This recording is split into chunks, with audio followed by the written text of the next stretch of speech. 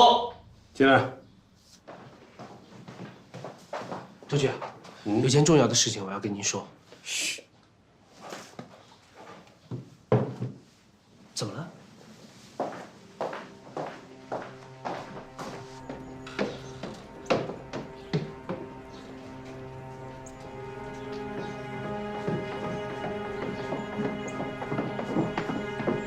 周局，怎么回事啊？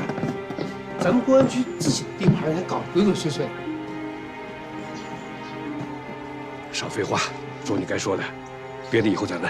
哦，大王庄派出所刚才来电话了，有一个长途客车在街上被伏击了，一名乘客死了，上面下来个女学生提着枪上了一个酒家的2楼，派出所的同志啊听到枪声就出警了，等他们到了以后啊谁都没找到，女学生也失踪了。周局，肯定是小周啊！我建议啊，马上全城戒严，展开搜救。敌人敢这么明火执仗，说明我们踩疼了他们的尾巴。去，把虎子给我叫来。别呀，大王庄我熟，让我去。哎呀，快去！他知道陆凯在哪儿。是。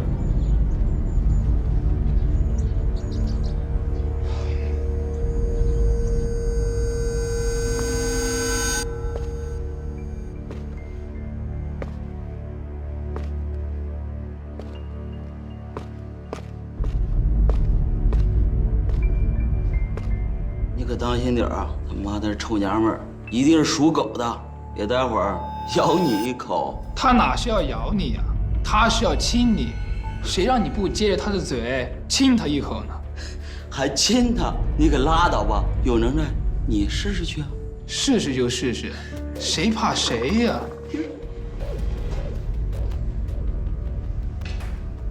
别只顾着看呐，亲呐！你别说，这小姑娘长得还真不赖。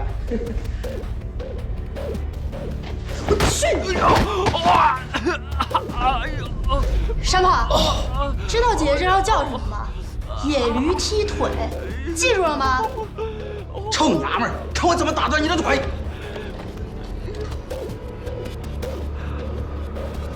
这是怎么了？他太嚣张了。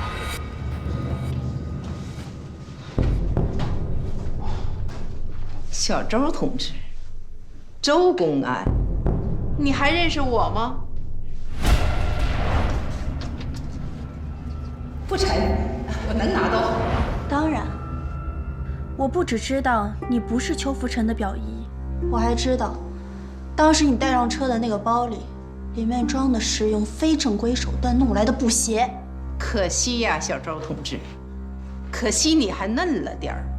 我真不明白，公安局的周大局长，他为什么让你到监狱那种地方下过？他的包呢？组长，包在这儿呢。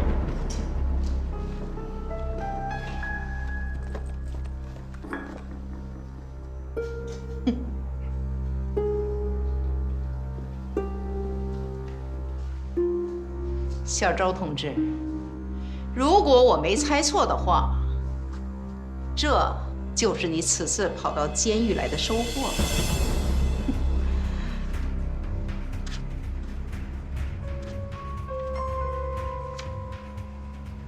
你这写的什么乱七八糟的？看不懂了吧？我告诉你们，笨蛋，这种字儿是我独创的，没个10年8年的功夫，你是绝对看不懂的。你等着，我会让你哭都找不着调门的。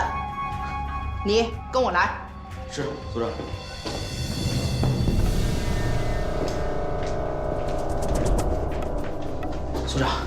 组长，得给这个小娘们点颜色看看，她太张狂了。不急，急什么呀？她不是闹腾吗？咱就给她熬着。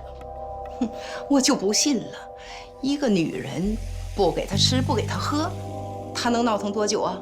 哼，听着，你现在马上去趟春城，把这个本子交给邱佛臣。另外，你让他请示下二叔，咱们如何处置这个女公安。记着，千万别把这个本子丢了。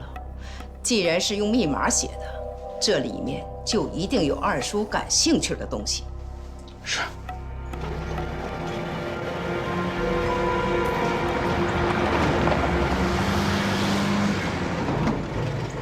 刘宁还说什么？他说裘福臣显然是心虚了，第二天就从外地弄来个二姨。那个人到处吆喝着拿着一包东西，说那是给他外甥的布鞋。当天上午他就把他这二姨送上了去外地的长途汽车。他还说还说什么？哦，对了，还说周雨涵也在那辆车上，而且他们俩座位是紧挨着的。头，我觉得周雨涵一定是发现了什么，所以他们才要杀人灭口的。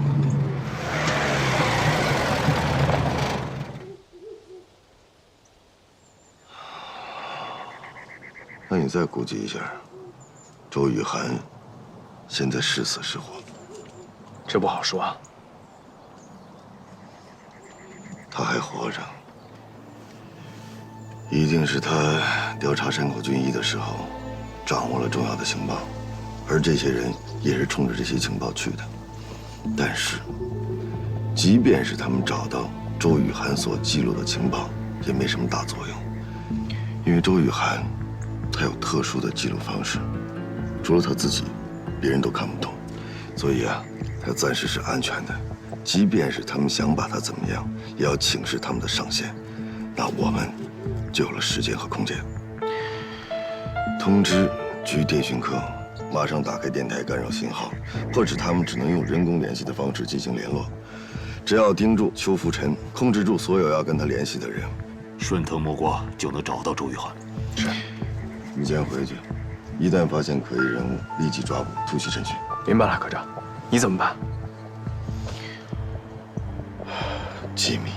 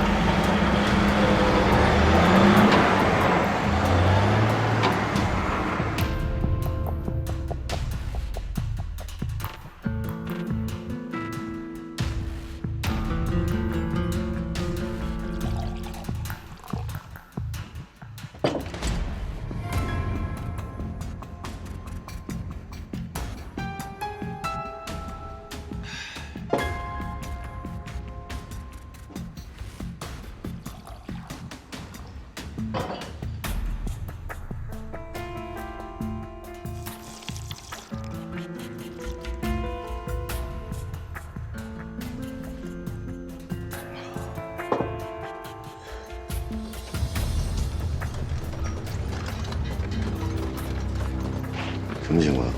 今天上午发生了枪击事件以后，我们就暂时让他关门停业了。老板的人呢？因为证据不足，我们就没有动他。所有的出口都安排人了吧？走进去。金老板，别站着呀，坐。这么冷的天儿，怎么还出汗了呢？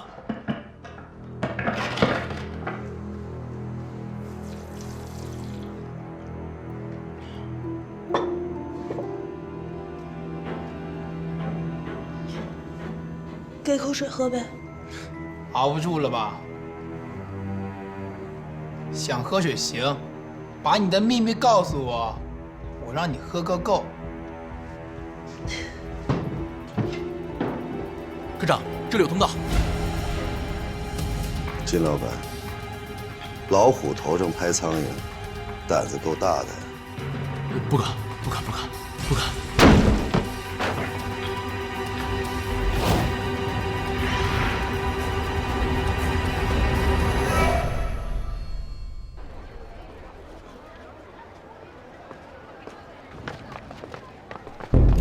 别动，老实点。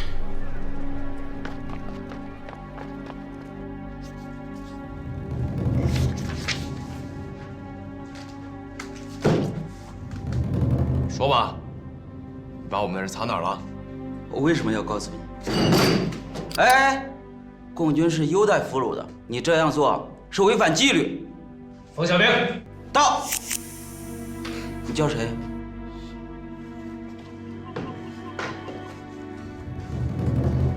？1947年报名参加国民党青年军，后被国民党保密局辽阳站招募为特工。国民党溃败以后，奉命化名潜伏到春城，河北邯郸人，冯家3代单传的独苗，在老家新婚不久的媳妇儿叫春妮儿。还要我继续读吗？不要说了，不要说了。那你好好想想，你是要替国民党反动派殉葬，还是争取立功，得到政府的宽大处理？我立功，我立功，我立功。刘科长，有一套啊。嗯，你以为只有陆凯有手段？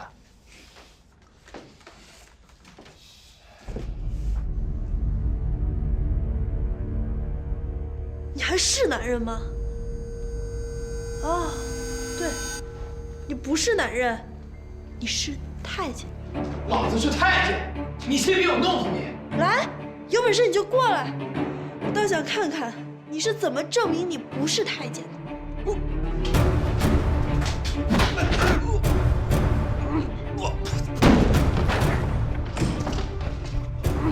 松开吧，一会儿人死了。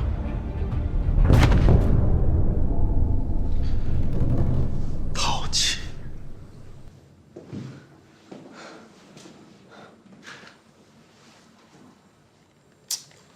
幸好还活着，把他带走。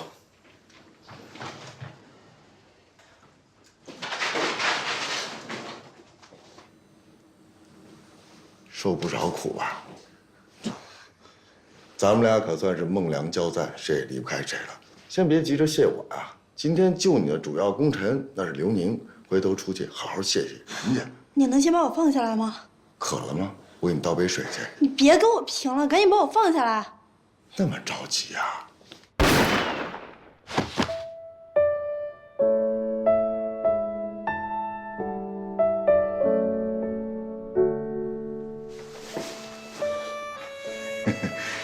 非常时期，我就原谅你占我便宜了啊！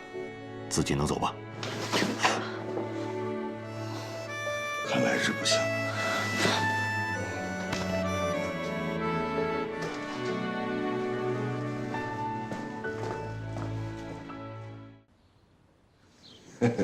食欲够好的呀。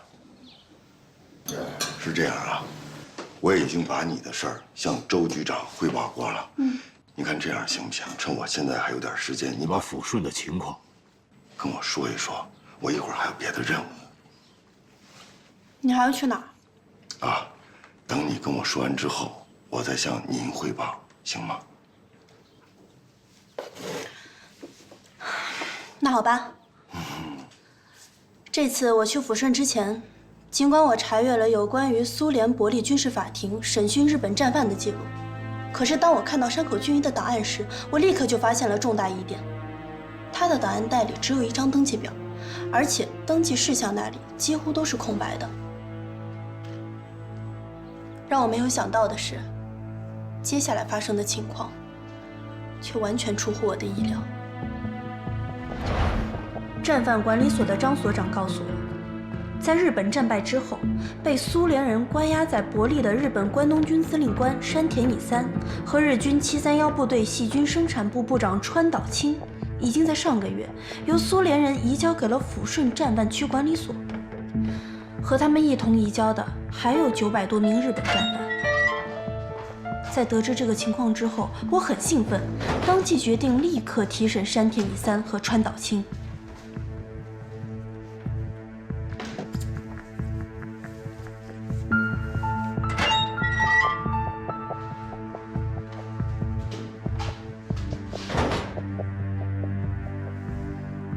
坐吧。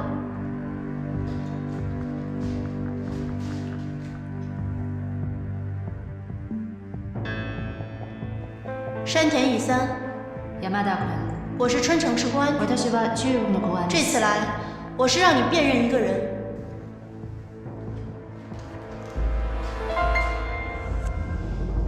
就是他，你仔细看一下这个人，是否认识他？知っていますか？はい、彼は知ってます。是的，他认识。那好，那你就把你所知道的有关他的情况全部告诉我。なら君は知っていることはすべて教えてください。はい。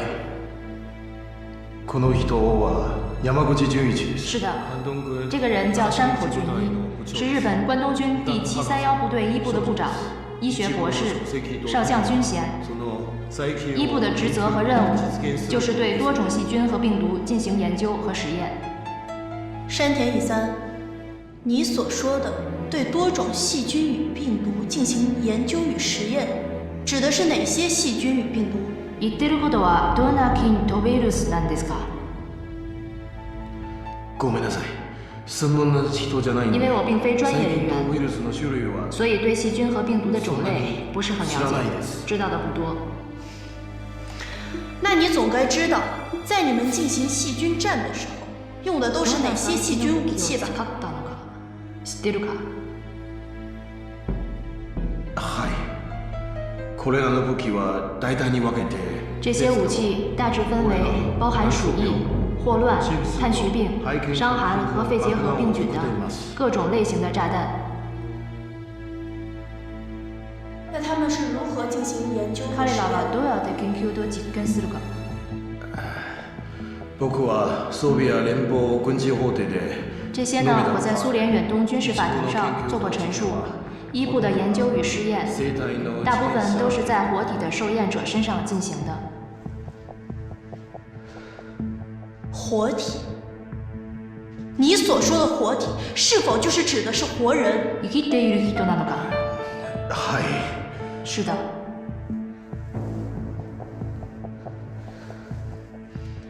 那他们在进行所谓实验的时候，你是否有在现场亲眼看到？現場で見たか？はい。是的，当时我是去视察，亲眼看到过一次。他描述了山口俊一在做活体解剖时的惨无人道。山口俊一认为，麻醉以后的研究数据是不真实的，所以他在解剖时，受验者发出的叫声是常人所无法想象的。他们大部分都是中国的反满抗日志士，还有一部分苏联红军俘虏和给苏联提供情报的人。这些人都是由住在香港的731部队监狱统一监禁和关押，而这些监狱也是由山口俊一手管辖的。山田乙三，我要你如实的告诉我。从1932年到1945年这13年的时间里，731部队到底残害了多少这样的受害者？苏联的远东军事法庭上已经对此做出过统计，大概有3000人左右。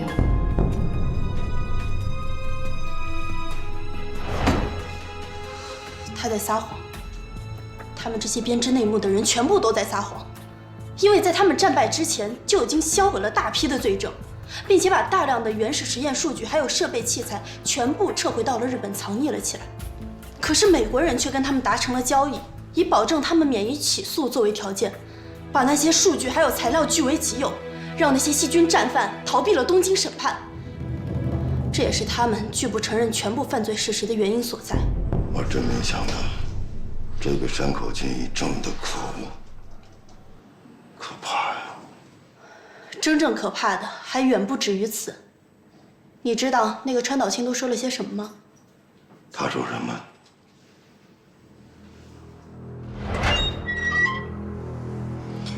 川岛清是731部队细菌生产部，也就是4部的部长，少将军衔，跟我们要查的山口俊一一样，都是731部队长石井四郎的得力干将。他供称，山口俊一确系一部部长，并且很受石井四郎的赏识，经常派他去执行一些特殊的任务。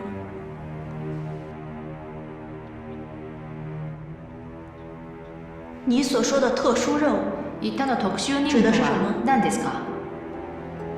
举例说明。例を出して説明してください。戦争の時。战争期间，731部队制造了数十吨细菌武器。到底是多少吨？说清楚。一体何吨かはっきり言いなさい。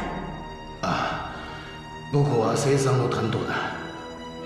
我只负责生产，至于生产多少，由8部负责统计。具体的数字我并不清楚。接着说。続けて。戦時に必要なため。为保证战时所需，这些细菌武器都存放在东北的许多地方。知道的人很少。日本战败以前，山口俊一被石井四郎。彼は復帰する前に天皇は派去执行这项特殊任务。在他归队之前，日本天皇就下了投降的诏书。从此以后，我们就和山口俊一失去了联系。那你知道他去执行任务的地点吗？任務を執行する場所は知ってますか？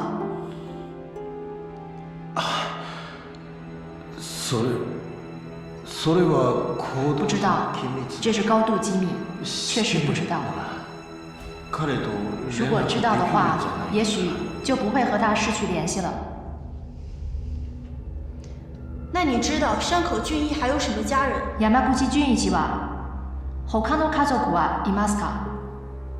彼の妻は降伏少女をハフ他的妻子在天皇投降诏书颁发的那天晚上就自杀了。他还有个女儿，叫山口惠子。山口惠子，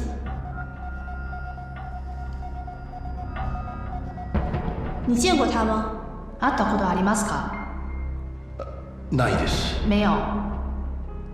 彼女はその時都高課に捕食していた。山口惠子当时供职于日本特高课，是位高级特工，身份是保密的。他主要负责侦破抗日地下组织、侦捕、审讯和处理抗日组织的特工人员。那关于这个山口惠子，你还知道些什么？山口玲子さんは何を知ってますか？ある日。山口とお酒を飲んだ時，有一次我和山口君喝酒，平时酒量很大的山口君居然喝醉了，还痛哭流涕的喊着山口惠子的名字。我很惊讶，问他怎么了。山口君悲伤地说，女儿走了，去执行陆军总部下达的特别任务，他担心再也见不到她了。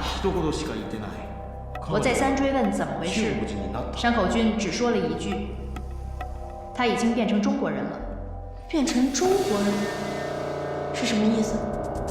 中国になったのか、何の意味ですか？私もそう聞いたんだ。我也这样追问过，可他就是不说。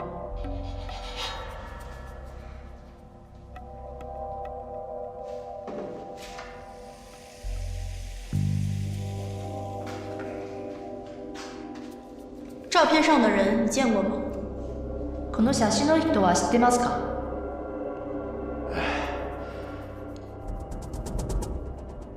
ごめんなさい。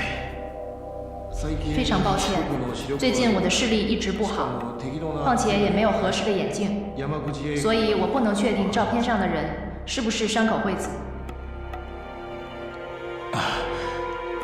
本当にごめんなさい。非常抱歉。你给他看的是谁的照片？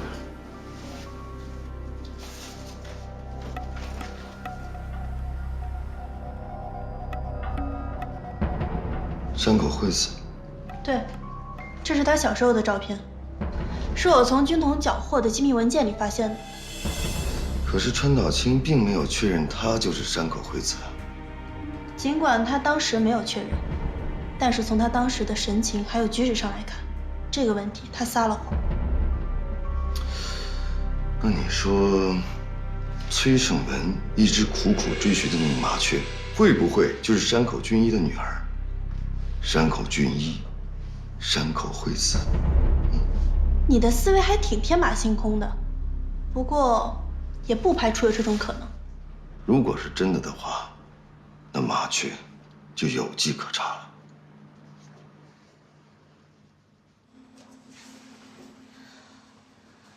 为了进一步核实情况，张所长又带我去见了一个人。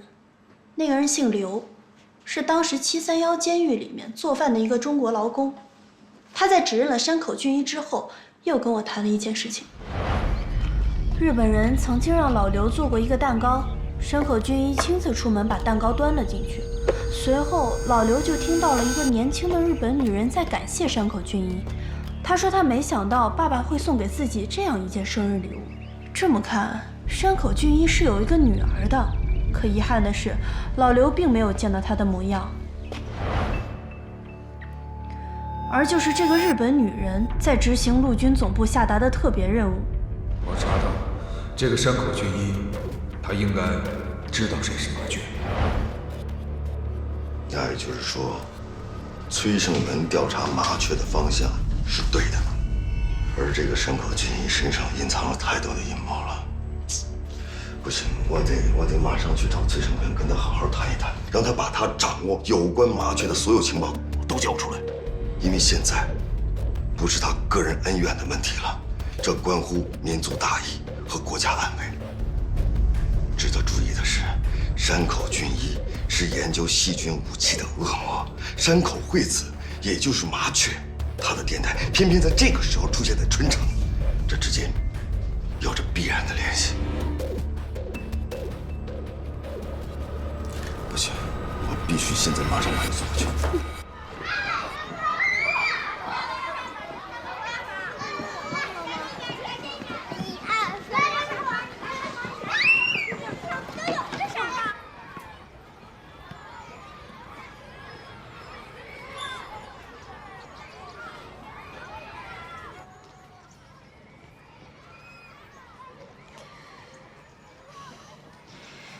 你来这里干嘛？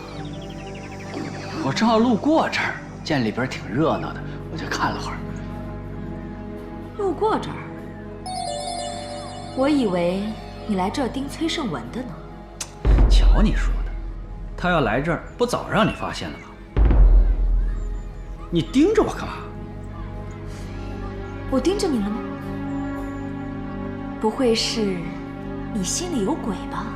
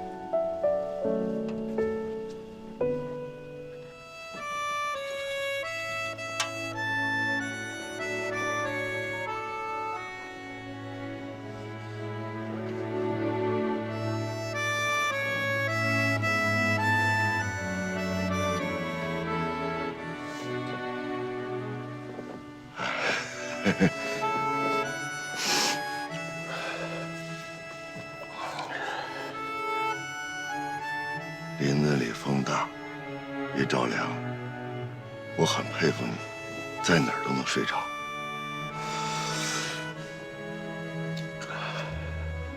谢谢啊。客气了。哎，我一直没倒出空来问你，张倩倩被杀的案子怎么样了？还没破，不过红姑有嫌疑，和625并案了。也不知道我娘现在怎么样了。我那么多年没回家看看了，我能不担心我妈吗？哎，对了，你那个记录本里头写的那些文字跟天书似的，什么意思啊？你听说过达芬奇镜像字吗？听说过啊。达芬奇擅长用左手写反字，想探其究竟的人只能用镜子识别一部分，所以很多人也称它为达芬奇密码。但人家写的是英文啊，汉字也能这么玩耍呀？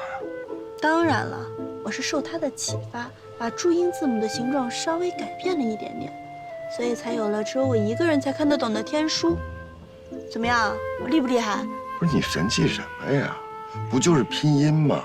我还以为有多复杂呢。还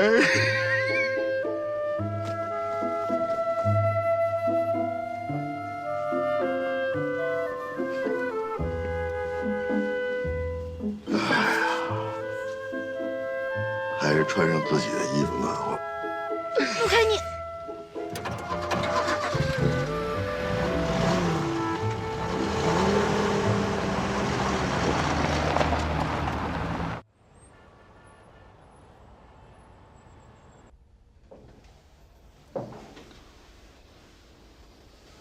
周局啊，您别着急啊，我刚给大王庄打过电话的，他们已经走了1个多小时了，应该很快就到了。是啊，怎么说也有100多里路呢。周叔，哇！哎呀，我就出趟公差回来，你们至于这么多人来迎接我呀？没正形，不知道这么多人担心你啊。担心？小周，我们听说你被迪特绑架了，我老担心你的。周局和大家都很担心你的。周叔，你是担心案子吧？甭废话，快把你知道的情况说说。哎，这连续作战啊！你们这是连喘口气儿的机会都不给我啊？让你们都喘气儿，特务们都跑出800里地去了，快点！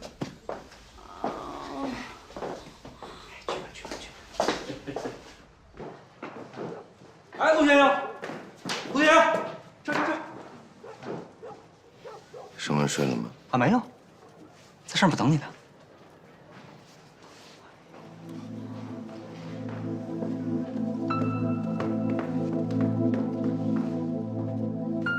整个情况就是这样，我汇报完了。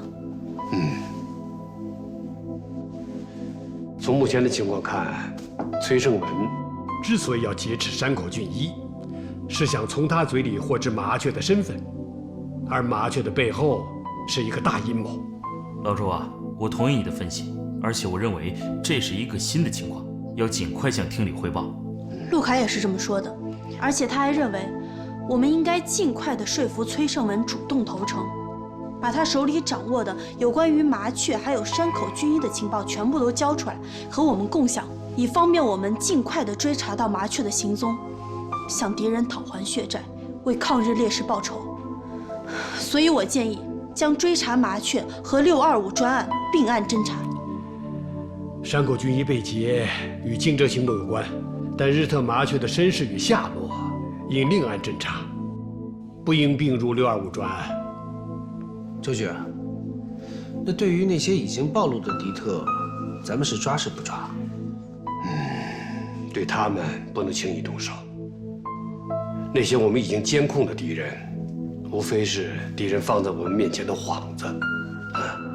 如果贸然抓捕他们，等于是向敌人报了警，我们刚刚获得的线索就会被敌人主动掐断，这对625专案的侦破极为的不利。那张倩倩被杀的案子呢？我们也不动吗？这个案子的侦破已经到了关键时刻，要充分利用敌人自以为天衣无缝的侥幸心理，再继续麻痹敌人，让他们充分的表演，露出更多的马脚来。果然不出我所料，山口俊一是个恶魔，是个双手沾满了中国人鲜血的恶魔。既然你已经很清楚了，这一回一定要把他看好了，一定要吸取5年前的教训，绝对不允许让他逃之夭夭。二哥，你放心，就算他长了8条腿儿，我也绝不让他脱离我的视线。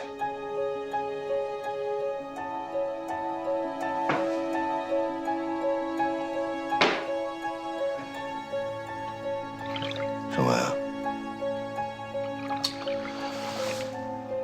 你想把山口俊一藏起来，是不是为了引蛇出洞啊？不仅要把他引出来，我还要把他抓着，把他千刀万剐，替我死去的那帮兄弟们报仇。痛快！我听着都痛快。但是盛文，我们可不可以试想一下，如果说麻雀已经猜透了你的心思，如果说他也知道你并不会把他的父亲怎么样，他就稳稳地躲在暗处，欣赏着你心急火燎、上蹿下跳的表演，有没有这种可能？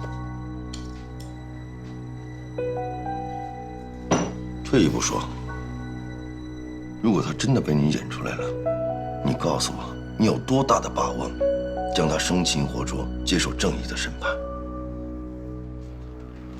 我认为啊，要彻底清算山口俊一这对父女的罪行，仅仅靠你一个人的勇气是不够的。你单独行动，如果失败了，你想过后果吗？他们会加快实施罪恶的步伐，那样的话就会威胁到国家安全，无数人的生命。你好好想想，我们只是刚刚的接触到了和他有关系的线索，他们就对周雨涵痛下杀手，这说明什么？这说明他们紧张了，他们害怕真相水落石出，这背后一定隐藏着一个巨大的秘密，否则他们不会负隅顽抗、丧心病狂的。这不是一件小事儿啊！那你的意思是？你真想听吗？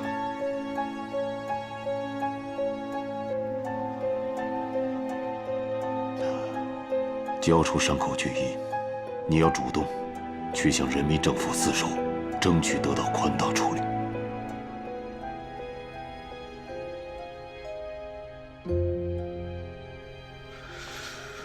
阿甘，我答应你。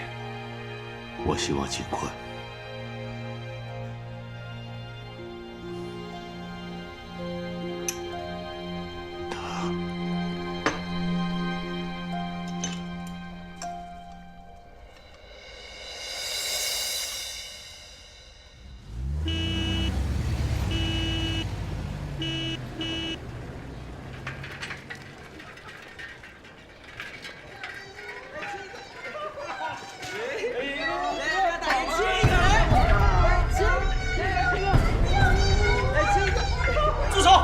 放开那个女同志！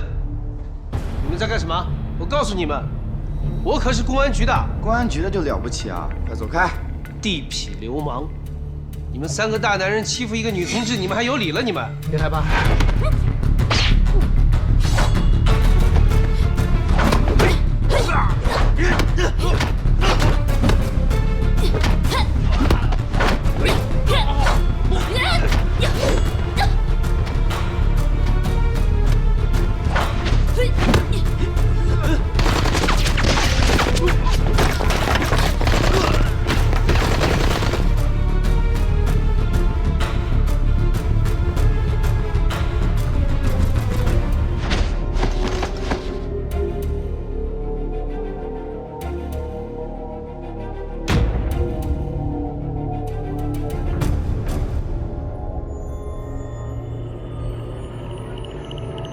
别动！你们到底是什么人？该死的人！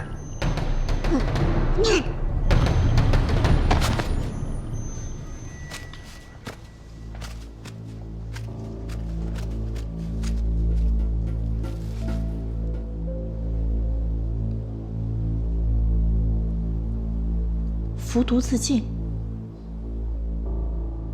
敌人连续2天针对周雨涵的暗杀，让他意识到，他针对日本细菌部队的调查踩痛了敌人的尾巴。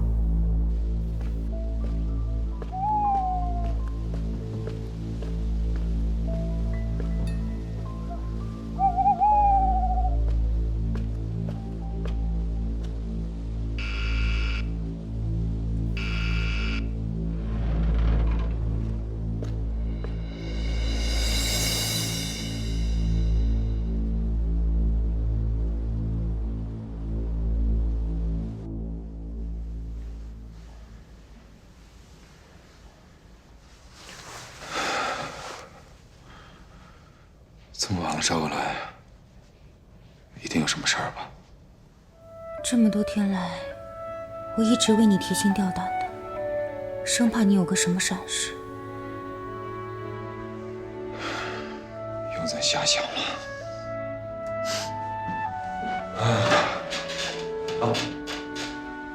我今天看到我大哥了。他们没有把你怎么样吧？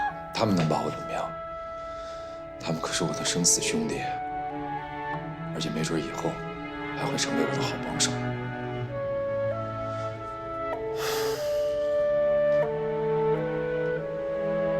盛文，我再次求你了，放下仇恨，别再固执了。你也应该为我们想想吧。自从你隐姓埋名躲进深山以后，1年多了，我丝毫的希望没有看到，反而还闻到了危险的气味。我们趁这个时候一起走吧，去香港，去美国。我不求荣华富贵，我只求安安静静的，能跟你过平淡的日子就足够了。人这一生纷纷扰扰，功名利禄，都是过眼云烟而已。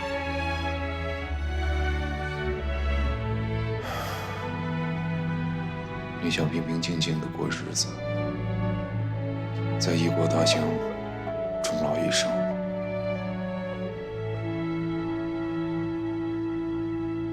可是有人不答应。谁？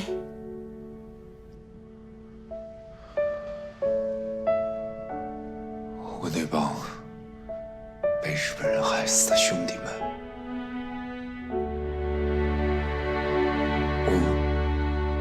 我只要一闭上眼睛，我就能听到他们的冤魂在呐喊。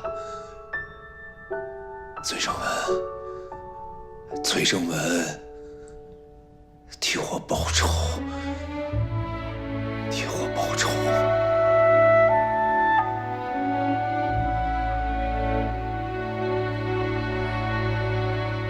盛文，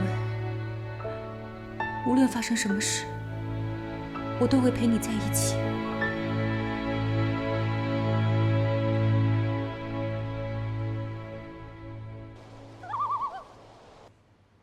崔胜文已经同意向政府自首，交出山口俊一。周局长，敌人劫持山口俊一，说明他与惊蛰行动有关。而麻雀是山口的女儿，恰恰在这个时候再次出来活动，二者之间可能存在一定联系。所以，我请求上级批准，将抓捕麻雀和捣毁惊蛰行动并案处理，一起找出那只麻雀的行踪，从而找出隐藏在他们背后的巨大阴谋。你觉得怎么样？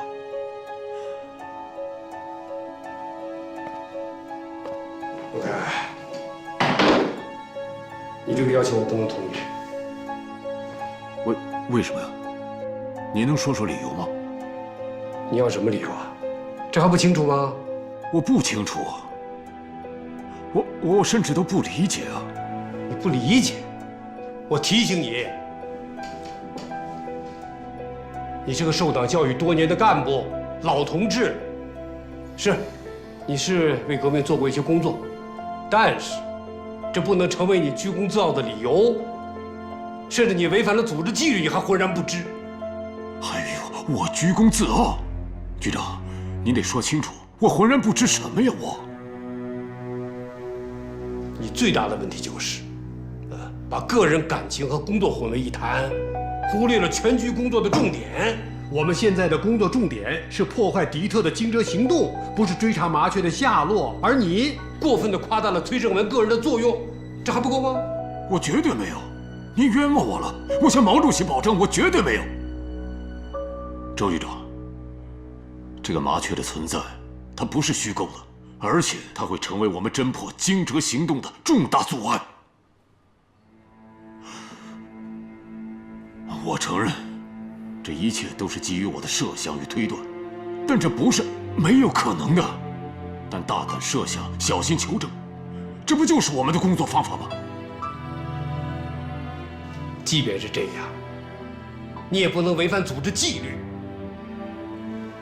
那个崔胜文现在什么身份，你不清楚吗？他现在还是特闲，这是阶级立场问题。你听着，你马上叫那个崔胜文回来投案自首，交出山口俊一，争取宽大处理。等我们主动抓到他，性质就变了。周局长，该跟您反映的，我都如实反映了。如果您只是简单的处理的话，那我只能向您的上级反映了。什么？嘿，你可来劲儿了你啊！你向党中央、毛主席反映也没用。侦破惊蛰行动是我们工作的重中之重。你和那个崔胜文的个人恩怨，给我无条件的靠边站。对了，你去告诉那个崔胜文，我现在3天之内给我回来投案自首，这是命令，否则我撤你的职。局长，我听您的。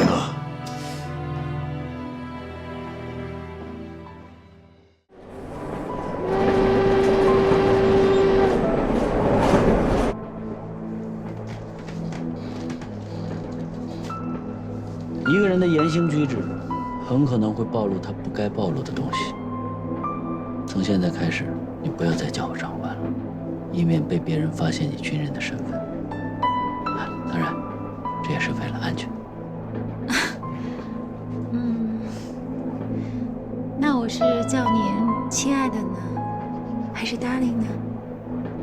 我觉得这样的称呼好像是更符合我们假扮夫妻的身份吧。这个你随便。是长官，不，亲爱的，这次旅行你是想和我做假夫妻呢，还是真夫妻啊？咱们这次的目的地很可能是刀山火海，千万不能掉以轻心。只有活着，才能享受美好的生活，对吗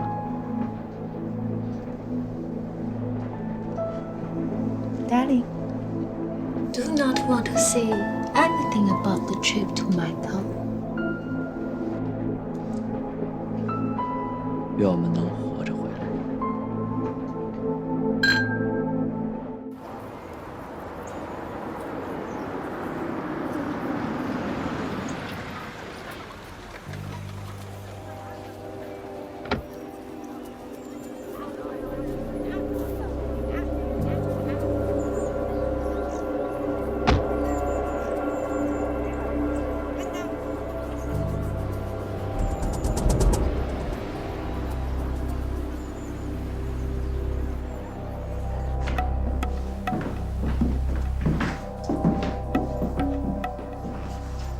啊！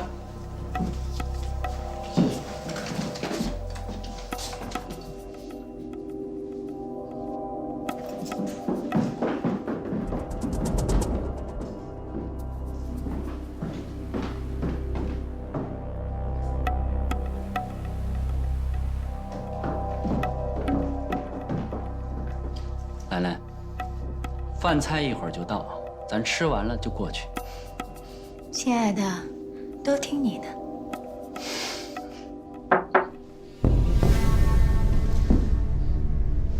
我去。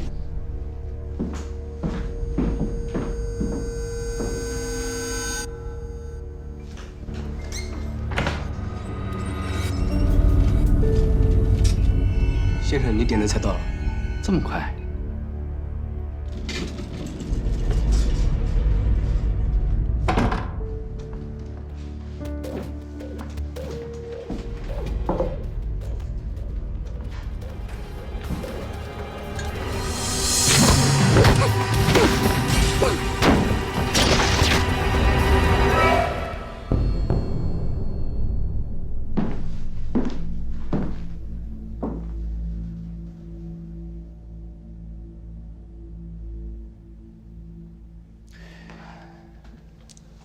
连顿饭都不让吃了。厅长，周局长说我居功自傲，我认了，我不辩解，因为压根儿就没有事儿。我辩解什么？可他批评我把私人感情和工作混为一谈，忽视了全局的工作重点，夸大崔胜文个人的作用，这个我坚决不能接受。老首长，当年我在军统潜伏的时候，主要任务就是为我党我军搜集情报，同时向崔胜文靠拢，了解他的个人情况，争取并策划他向我军投诚。这是您布置的任务，周局长他不知道，所以我不怪他。老首长，通过我和崔胜文的接触，我了解到，他是一个为人正直，在政治上有独立见解的热血男儿。抗战胜利之后，他亲眼目睹了国民党内部派系斗争、贪污腐败的事实，所以他对国民党丧失了信心。他接受了我对他的争取，向我军投诚。可是，在关键时刻，他突然诈死，神不知鬼不觉地失踪了。我承认，他利用了我们，利用了所有人。可这正是因为一个像鬼魂一样缠绕了他多年的人，杀死了他的30多个兄弟，至今还下落不明的日本间谍麻雀。而这个麻雀的父亲，极有可能就是日本731细菌部队的杀人恶魔山口俊一。哦，这可是个很重要的情报。敌特劫走山口俊一，我怀疑这件事情与惊蛰行动有关，所以我建议将抓捕麻雀并入625专案。从个人情感上来讲，这个建议是可取的吧？而且，周雨涵去抚顺战犯管理所了解的那些情况，我相信你已经知道了。可提供这些情报的人是谁呢？正是崔胜文。老首长，据各种迹象分析，这个麻雀和山口俊一极有可能和我们正在侦办的惊蛰行动这个案子有关联。我们为什么不顺水推舟去抓获这个麻雀呢？这样对我们侦破惊蛰行动这个案子有事半功倍的效果。可是现在问题来了，局长说我阶级立场有问题，让我转告崔胜文，如果3天之内不投案自首的话，就撤我的职。哎呀，怎么办啊？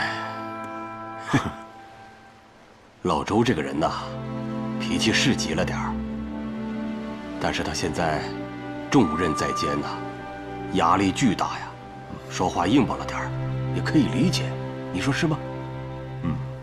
再说，你是他的爱将，他骂你几句，嚷你2声就受不了了，不至于吧？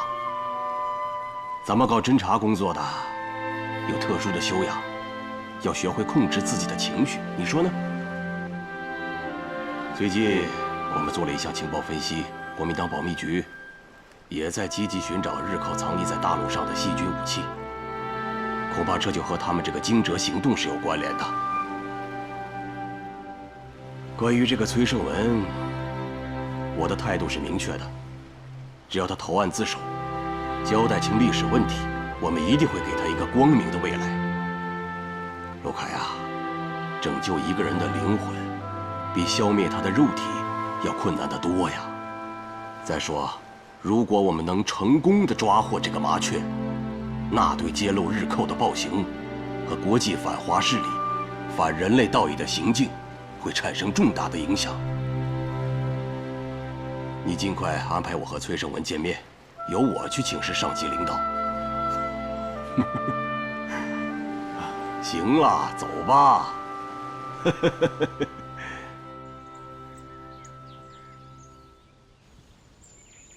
小崔啊，对于你我们还是了解的。在抗日战争时期，你不畏强敌，不怕牺牲，自发运用你的聪明才智和残暴的日寇斗智斗勇。这一点，我们是永远不会忘记的。你以为你和陆凯都是自发的抗日行为？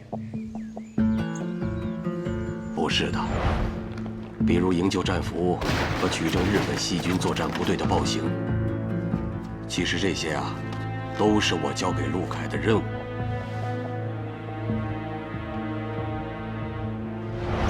而且，你这个人嫉恶如仇，对国民党的那些贪官污吏，你是深恶痛绝。为此，他们还差点把你置于死地，是这样吧？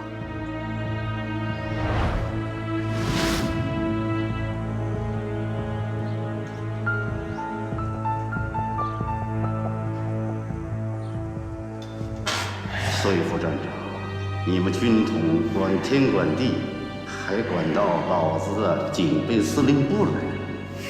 这帮党国的败类，不顾军人的荣誉，贪污腐败、欺男霸女。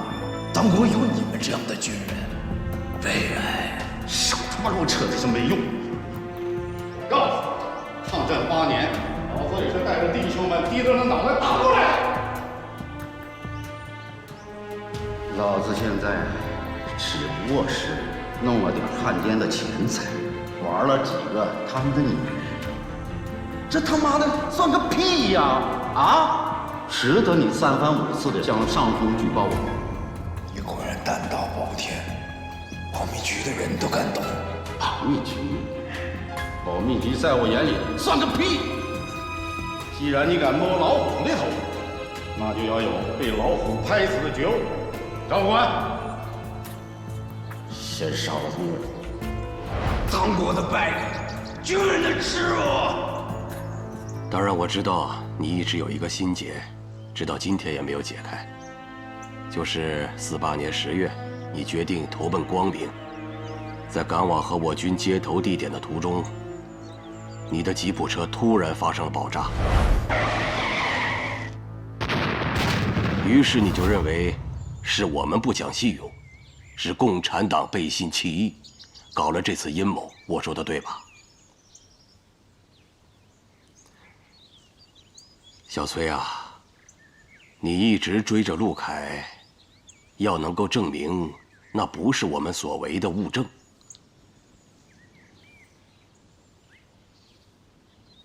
可以看看这个，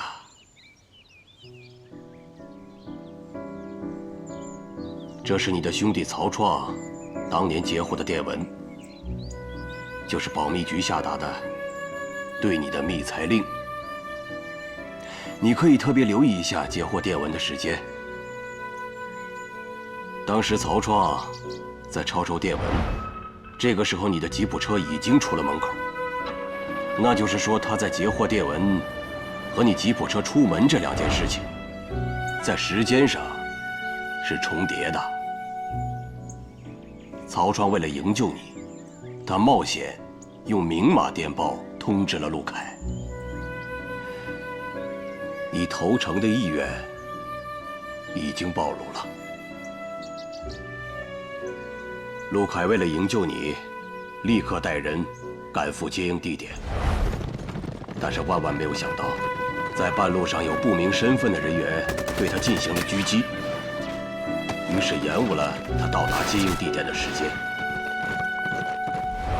我们可以想一想啊，按照正常来讲，只有收到密裁令之后，保密局才会对你采取措施。那么为什么有人会提前埋伏在陆凯他们的必经之路上呢？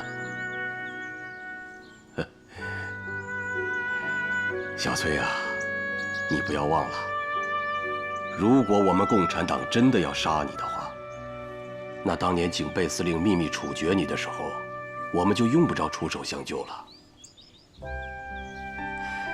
你还记得46年秋天吗？张副官在密杀现场把你营救下来，他执行的就是我给他布置的任务。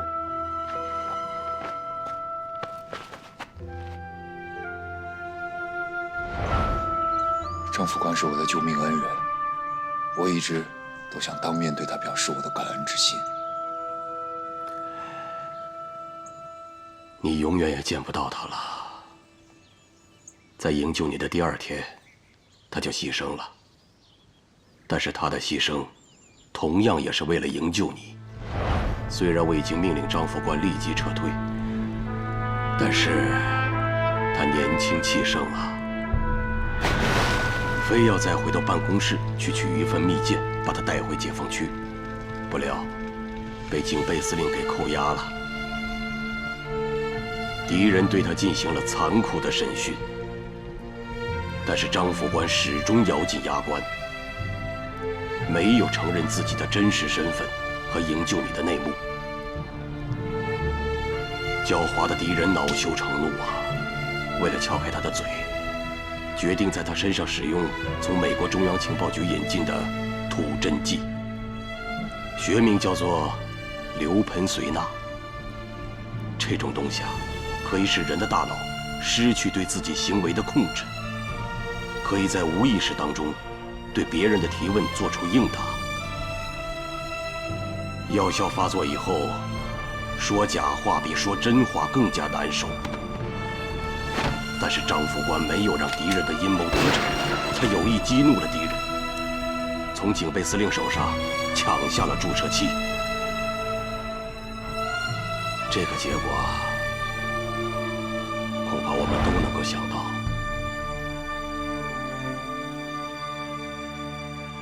张副官用自己的牺牲，对你向上级申诉赢得了时间。国防部督察组经过调查，确认你是被那些贪官污吏给陷害的，于是给你平反，给你官复原职。我们的同志用自己年轻的生命换回了你的性命，这难道还不说明问题吗？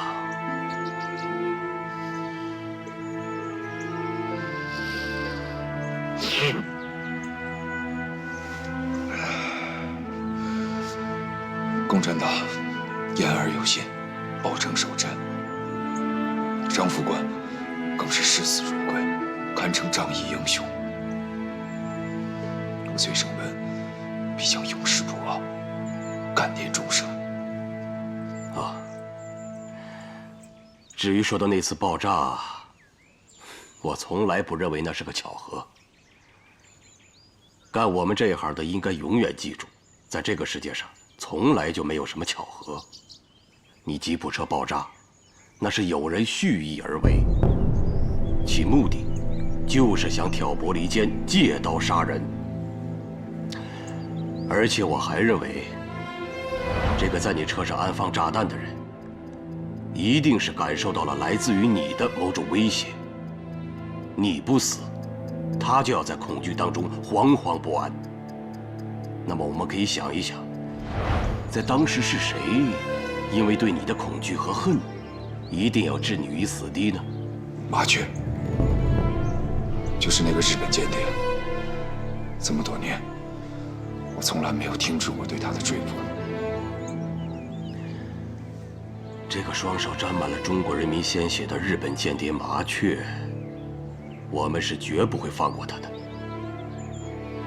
我们中华民族从来就有一个信条，那就是犯我强悍者，虽远必诛。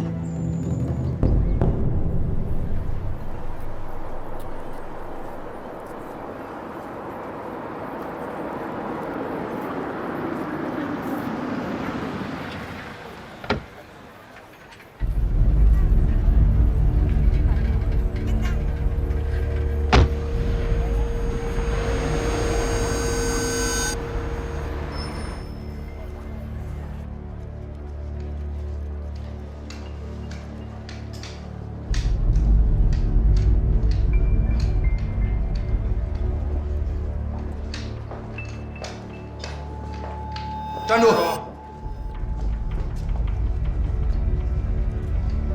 转身！转身！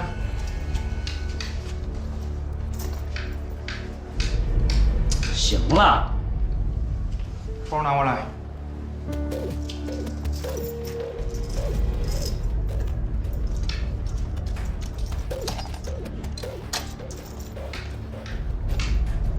跟我走。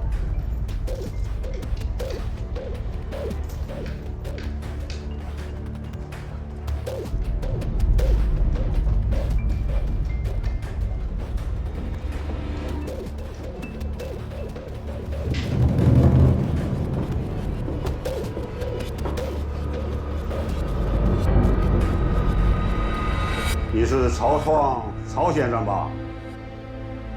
是我。东西带来了吗？当然。那为什么还不拿上来？你要不把这2盏灯关了，我绝不会把东西给你。而且我还提醒你，我们是来送徒的，不是来送死的。这要是动起手来，还不一定谁赢谁输呢。那就给曹先生一个面子，把灯关掉。2位请坐。来，坐。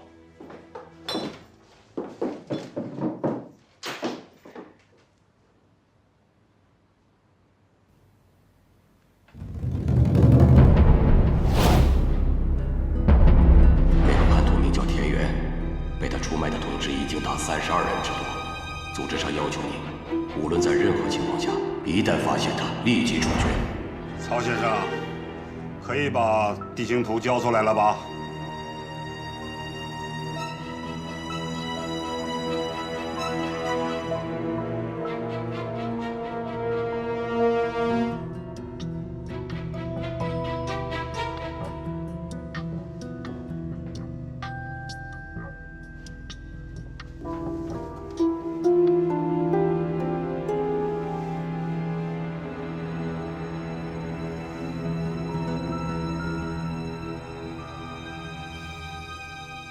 没错吧，田园先生？怎么，曹先生认识我？3年前，田先生的大名那真是如雷贯耳。作为军统春城站的一员，我十分荣幸地见过您的照片。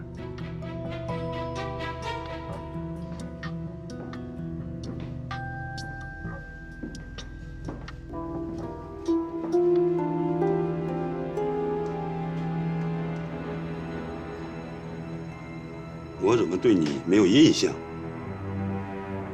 我对您却印象深刻呀，亲爱的，把香烟给我。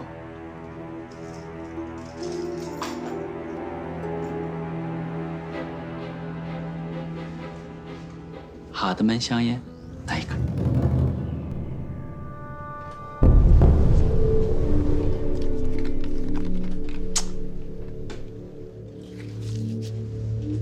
来我进。